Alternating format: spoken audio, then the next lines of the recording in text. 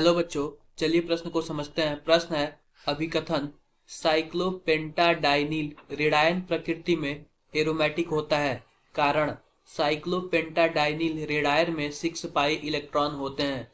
विकल्प अ दिया हुआ है, ए और आर दोनों सत्य हैं और ए आर का सही व्याख्या है। विकल्प ब दिया हुआ है, ए और आर दोनों सत्य है लेकिन आर ए की सही व्याख्या नहीं है। विकल्प सी दिया हुआ है, ए सत्य है लेकिन आर असत्य है। विकल्प द दिया हुआ है, ए असत्य है लेकिन आर सत्य है। विकल्प ई दिया हुआ है, ए और आर दोनों असत्य है। तो बच्चों, सबसे पहले हम प्रश्न की मुख्य अवधारणा को समझते हैं कि प्रश्न की मुख्य अवधारणा क्या है। लिखते हैं यहाँ पे मुख्य अवधारणा। बच्चों, मुख्य अवधारणा में हम यह देखेंगे सबसे पहले साइक्लोपेंटाडाइनिल रेडायन का चित्र क्या होता है। लिखते हैं यहाँ पे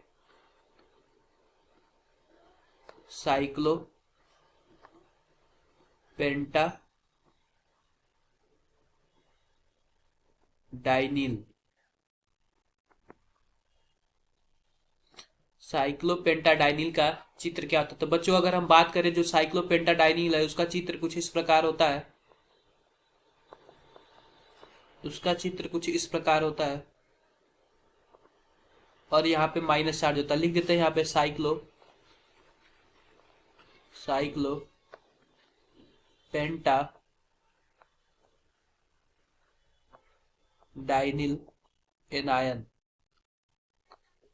बच्चों, बात करें एरोमेटिक का, तो एरोमेटिक होने के लिए हमारे पास 4n+2 पाई इलेक्ट्रॉन होना आवश्यक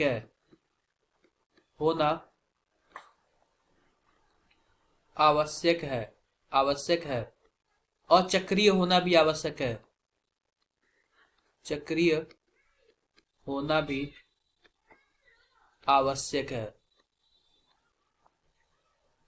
बच्चों, अगर हम बात देखें इसमें, तो हमारे पास 4n+2 यहाँ पे पाई इलेक्ट्रॉन लिख दे रहे हैं। देखते हैं यहाँ पे पाई इलेक्ट्रॉन कितने हैं।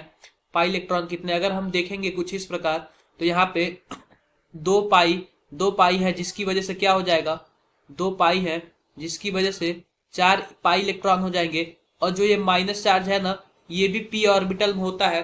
पी ऑर्बिटल में ये भी क्या है, ये भी पाई इलेक्ट्रॉन है, ये भी 2 पाई इलेक्ट्रॉन है। तो इस प्रकार हम लिख सकते हैं टोटल 6 पाई इलेक्ट्रॉन है। यहाँ पे पाई इलेक्ट्रॉन से पाई इलेक्ट्रॉन कट जाएगा और यहाँ पे जो n का मान आएगा, n का मान 1 आ जाएगा। यानी कि यह पूर्ण इंटीजर है। इसका मतलब यह हकल रूल को मानता है।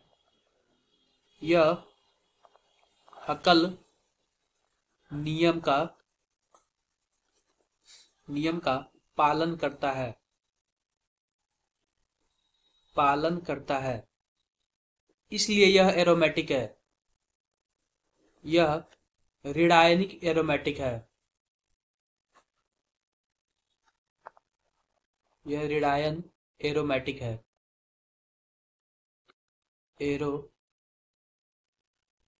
है। क्योंकि इस पे माइनस चार्ज है। इस प्रकार बच्चों, जो हमारा एसर्शन है वह तो सत्य है। साइक्लोपेंटाडाइनिल रेडायन में 6 पाई इलेक्ट्रॉन होते हैं। रीजन भी हमारा सत्य है। लेकिन जो यहाँ पे रीजन वह क्या करता है कि वह एसर्शन का सही व्याख्या नहीं करता है। रीजन तो हमारा सत्य है लेकिन एसर्शन का सही व्याख्या नहीं करता है, क्योंकि व्याख्या करने के लिए और भी सारे कंडीशन होने चाहिए, जबकि चक्रीय होना चाहिए। तो इस प्रकार जो हमारा विकल्प ब में हम यह देखते हैं कि ए और आर दोनों तो सत्य है लेकिन आर ए की सही व्याख्या नहीं है। इस प्रकार बच्चों, हमारा बी विकल्प जो है वो सही है। आशा करते हैं कि आपको मुख्य अवधारणा के आधार पर प्रश्न समझ आया होगा। धन्यवाद।